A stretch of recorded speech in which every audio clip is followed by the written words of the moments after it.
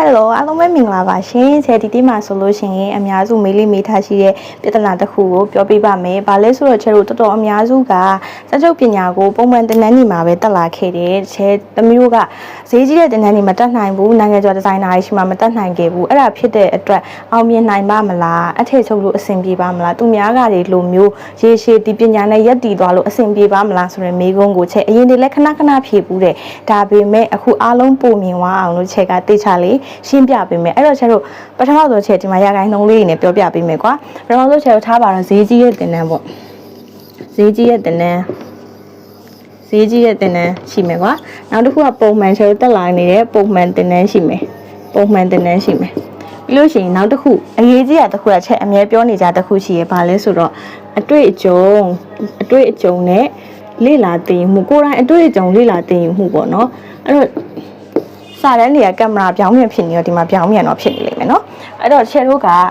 ဈေးကြီးတဲ့တင်နန်းပုံမှန်တင်နန်းတွေကရာခိုင်နှုန်းဘယ်လောက်ချဲတို့တော့အရေးပါလဲနော်အဲ့တော့ချဲတို့ကဈေးကြီးတဲ့တင်နန်းတွေလည်းကို90ရာခိုင်နှုန်းပဲပေးလိုက်နိုင်တာပုံမှန်တင်နန်းတက်ထားတဲ့သူတယောက်နေတည်လဲချဲတို့ကို90ရာခိုင်နှုန်းပဲပေးလိုက်နိုင်တာချဲတို့အတွေ့အကြုံနဲ့ကိုယ်တိုင်လေ့လာမှုလေ့ကျင့်မှုသင်ယူမှုကဘယ်လောက်ရမလဲဆိုရင်90ရာခိုင်နှုန်းရတယ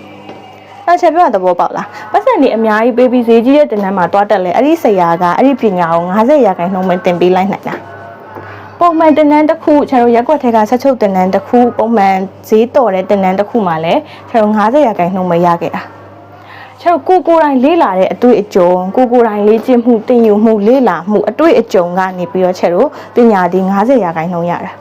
ချဲပြောမြင်သွားပြီလားအဲ့တော့ချဲတို့ကပုံမှန်တင်နန်းပဲတက်နိုင်ခဲ့တယ်ဈေးကြီးတဲ့တင်နန်းတွေမတက်နိုင်ခဲ့ဘူးပုံမှန်တင်နန်းတစ်ခုပဲတက်နိုင်ခဲ့တယ်လေချဲတို့90ရာခိုင်နှုန်းရလာခဲ့တယ်တော့အဲ့ဒီကနေမှချဲတို့ကဘာကိုသွားရမလဲကိုယ့်ရဲ့ experience အတွေ့အကြုံဆိုတာဒီချဲတို့အထည်ချုပ်ဝိုင်းနဲ့ရတဲ့ပညာတွေအတွေ့အကြုံတွေ body အမျိုးမျိုးချုပ်သွားတဲ့အခါမှာဘယ် body ဆိုရင်ဘယ်လိုမျိုးသုံးရရဲဆိုတဲ့အတွေ့အကြုံတွေလေ့လာမှုတွေသင်ယူမှုတွေကိုကတင်နန်းဆင်းလာပြီးတိုင်း certificate ရလာပြီးတိုင်း6လ8လတစ်နှစ်တင်နန်းတက်ပြီးလိုက်တိုင်းဒီပညာကိုအပြည့်အဝဝင်းထဲကိုရောက်သွားတာမဟုတ်ဘူးချဲကအဲ့ဒီမှာတင်လိုက်တဲ့နီးစနစ်တွေတင်နန်းကဆရာဒီကိုနီးစနစ်တွေပေးလိုက်တယ်နော်တင်ရိုးတွေပေးလိုက်တယ်နီးလန်းတွေပဲပေးလိုက်တာတကယ်ကိုယ်တိုင်အဲ့ဒီပညာတွေကိုအပြစ်မှာထုတ်သုံးမှလေ့ကျင့်မှလေ့လာမှကိုယ်တိုင်အတွေ့အကြုံကနေပြီးတော့နောက်ထပ်ပညာ90ရာခိုင်နှုန်းရပြီးတော့ချဲတို့ကပညာဒီအဲ့ဒီမှာ100ရာခိုင်နှုန်းပြည့်တာ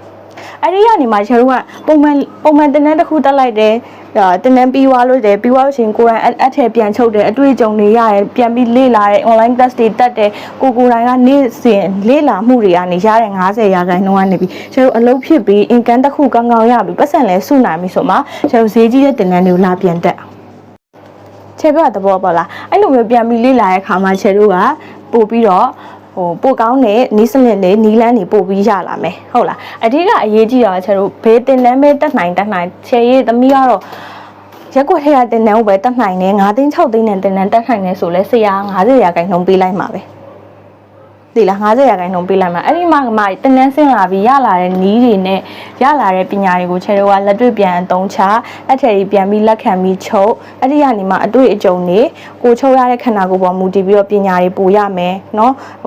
်မျိုးစုံပေါ့နော်ဒီနေ့စဉ်ဒီဟာကိုပြန်ပြီးလေ့လာနေမယ်သင်ယူနေမယ်ဆိုမှချဲတို့ရဲ့ပညာဒီနောက်ထပ်90ရာခိုင်နှုန်းပြန်ရတာချဲတို့ဒီဈေးကြီးတဲ့တင်နန်းတွေတက်နိုင်မကောင်းလားဆိုတော့ကိုကတက်နိုင်လို့စဦးတုံးတက်နိုင်တော့လေတက်ချင်တော့လေကောင်းတာပေါ့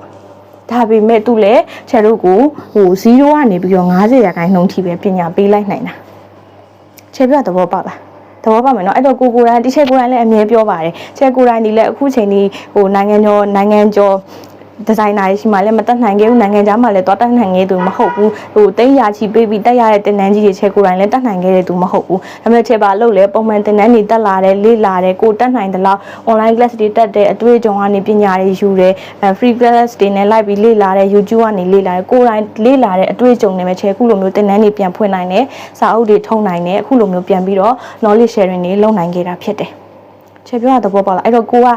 တင်နန်းတွေအများကြီးမတက်နိုင်လို့